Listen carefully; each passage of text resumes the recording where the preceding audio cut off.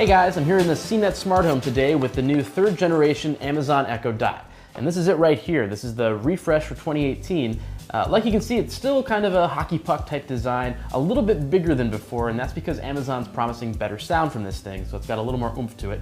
And it's also got the fabric rim around the edge, you can see on this black version here, and that's because Amazon's trying to help it better compete against the fabric-bodied Google Home Mini. A lot of people seem to prefer that fabric-y design. It looks a little more premium and softer and more appropriate for the home. So it's kind of a tacit admission from Amazon that might have been the better way to go with the design.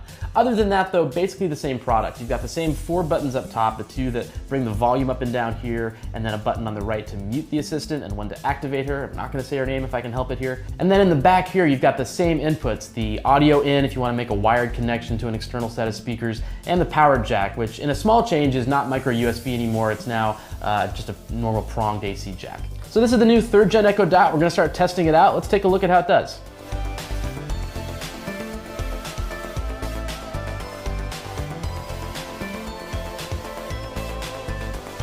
Amazon's first 2 Echo Dots hit the market without any real competitors. Now, the Echo Dot 3.0 has to contend with the Google Home Mini, a popular alternative that looks and sounds better than the last Dot did. The new fabric rim and the stronger sound of the new Dot are both obvious attempts at neutralizing those advantages. It's the first time the Dots really needed to play defense. So how did Amazon do? Well, let's start with sound quality. Amazon tells us that the new Dot is 70% stronger than the old one, and I gotta say, if you listen to the 2 back to back, you'll definitely hear the difference.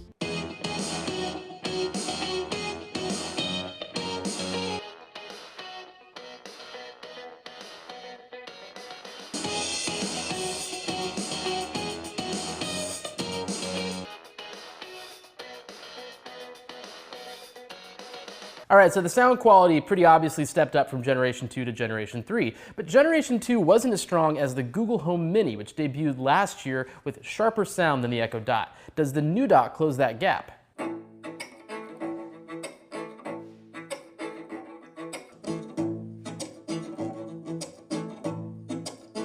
Well, it's dark in the city, I've lost my pride.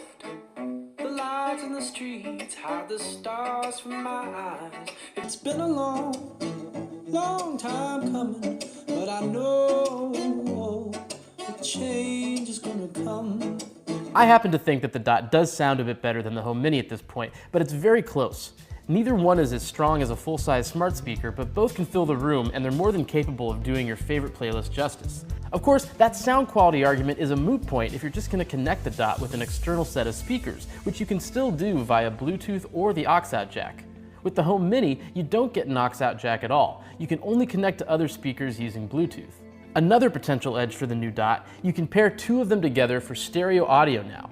I like the feature better with larger sized Echo and Echo Plus speakers. Here it just seems like a way to get you to buy more Dots than you need, though you do have the option of adding in an Echo sub for boosted bass. Aside from that, there's not a whole lot that's inherently new here, aside of course from that new design.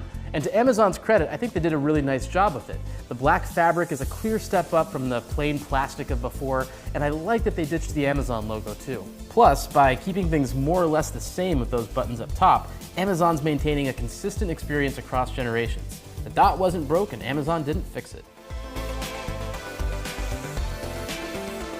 Still, the Dot doesn't have interchangeable shells like the Echo does.